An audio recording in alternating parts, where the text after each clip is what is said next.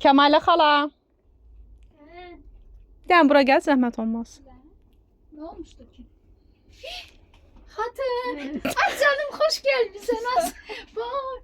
As beni anladı sanki. 3 günden sonra geleceğim. Hele sürpriz. Doğrudan əsl sürpriz ha. Boş. Ne eziyet çekirsen özün gelmeyin. Benden ötürü bir hediyedir. Çok sağ ol kadın alaram. Çok sağ ol. Ne almışsan mənə? Az ne eziyet çekirdi. Niye beni xəcalət eləyirsən? Axı ne güzeldi. Bu ne dışarısı bu? Ne bir şey okşuyor. Dur bakalım görün. As ne güzel rengi var. Mehmer, güllü mehmer. Ay aman.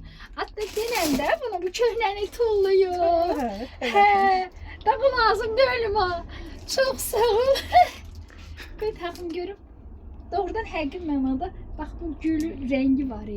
En hoşuma gelen renkti. Özüm mənə düşər bu renk. Çok güzel, çok güzel. Çok sağ ol. Oh. Sağ ol. Allah seni korusun. Yaxşı ki varsan. Mübarəkdir. Çok sağ ol. Çok sağ ol kızım. Aynen sen de sağ ol. Öpürəm hər birinizi.